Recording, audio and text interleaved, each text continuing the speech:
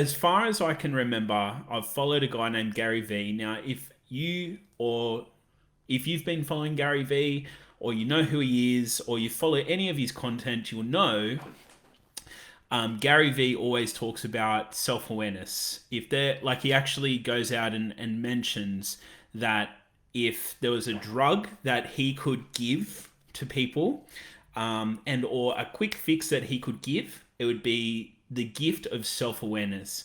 Now, I actually thought I knew what self awareness meant, but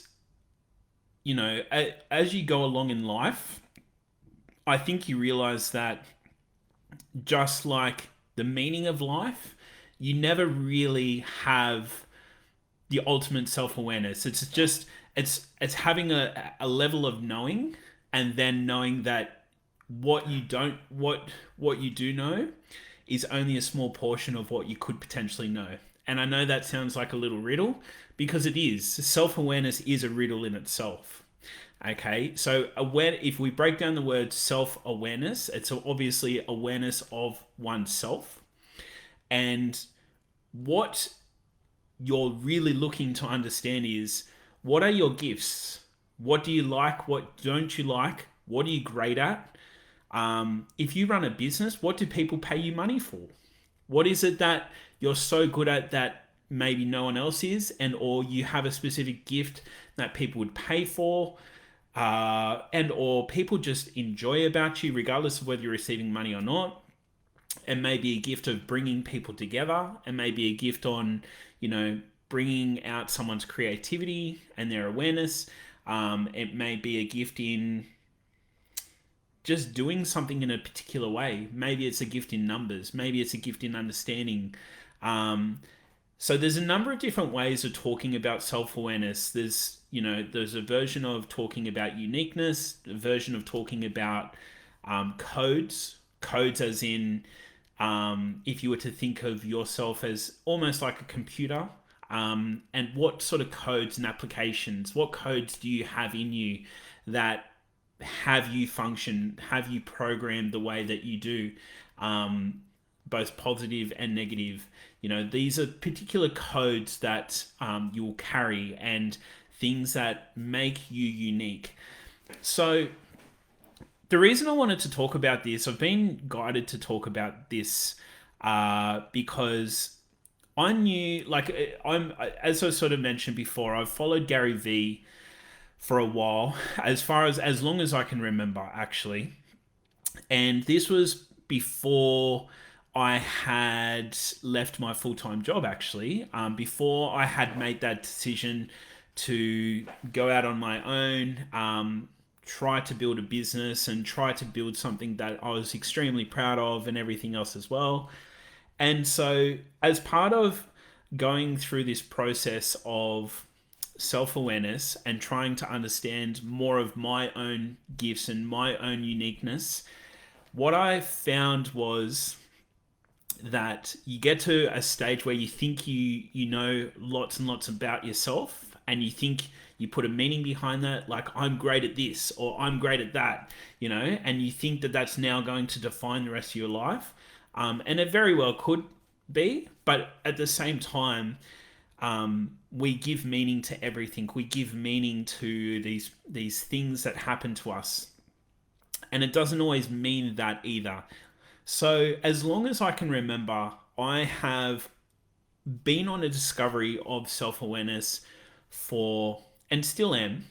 And effectively, what I wanted to share was that for anyone who feels a little bit stuck or lost about what should I be doing, or what is self-awareness, or I have this thing that I want to do and achieve, whether it's I'd love to leave my full-time job, I'd love to go and start this business, I'd love to go and do something that's out of the extraordinary, that it's going to take a lot of something, a lot of effort, a lot of something to get there, and you're just not sure whether you're capable, but you'd like to think you're capable, and everything else. This is where self-awareness comes in.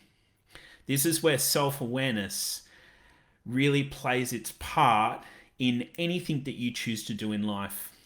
And what I mean by that is, if you have the self awareness, and what I mean by self awareness, if you know that you're capable of working hard, and getting through a tough time, and or you're capable of achieving something, because you've got experiences in the past that have led you to believe that you're capable of doing said hard task, said hard achievement, then you'll use the self awareness that you've built from your experiences to then move forward and attack anything it is that you would like to in life. And the self awareness that you build from an early age, then that just compounds. It compounds through experiences, it compounds through environments, it compounds through learning about what you don't want and what you do want. And somewhere in between is your self awareness. Between these experiences, negative and positive, you have this thing in the middle, which I like to think as your self awareness. And with this self awareness, this is what allows you to be able to make those decisions on, you know what? I know that I don't want this, and whatever I'm looking at or whatever I'm potentially faced with right now sounds a lot like something that I don't like, and or something that I've tried before and it just wasn't me, and I know it's not me. So I'm going to have the self awareness to say no, and I'm going to move forward this way because I want to find something that I do want. And so, whilst I know this conversation and this topic is going around and round in circles, I want to just, I guess, give some tips for anyone who's looking to understand more of themselves, looking to understand more of who they are and how to go about that. Okay. So, as I sort of mentioned before, there's three things I want to talk about. The first one is experiences. So, both positive and negative experiences. Now, somewhere in between these positive and negative experiences, like they may be extremely like heartfelt, you know, torturous, or whatever the case is, these negative experiences, things that you don't want in your life, whether that's people, certain types of people, certain types of situations, certain types of environments. These are potentially things that you don't want. And then there's things that you do want. Maybe that's a form of love, maybe that's a form of care, maybe that's a form of a partner, or whatever the case is. These things where you learn what you don't want through experiences, and you learn what you do want through other positive experiences. Okay. And in between here, again, is what's called self-awareness. And it's the awareness of saying, I don't want this, but I do want this. And this is where it lies in between. This is where I draw the line. And this is the meaning that I've given it. And the more that you can move forward with that awareness from the negative and the positive experiences, then allows you to have the awareness, then allows you to have the self-awareness to be able to move forward and take action. Okay? But that's the next step. That's the next tip, is that to really learn and understand your own self-awareness, and to really understand your own, where you draw, where you fit in this equation. This is where it comes down to how you feel about things and really checking in with yourself. Okay, now the easiest one that I can suggest and recommend is actually through meditation. So using these experiences, these positive and negative experiences, you need to reflect, and you need time to reflect. Okay, and you need space, time, and sometimes you do need feedback from other people just so that you can reflect, or even you need to write it down. But this is why meditation is really good. This is why writing is really good. This is why talking to someone you extremely trust, like a partner, like your mum or dad, or someone who you know you can trust, that there's absolutely no bias in what they have to say, that it's support, it's love. And this is where you learn to trust your own and almost create your own internal compass. So, checking in with yourself, how does it make you feel? How does something sit with you when you think about it? And these things will slowly and progressively help you to understand more of your own self awareness. Okay. And the last part, which is pretty straightforward, is you need to take massive action. Now, Tony Robbins talks about taking massive action, um, but you need to step outside your comfort zone.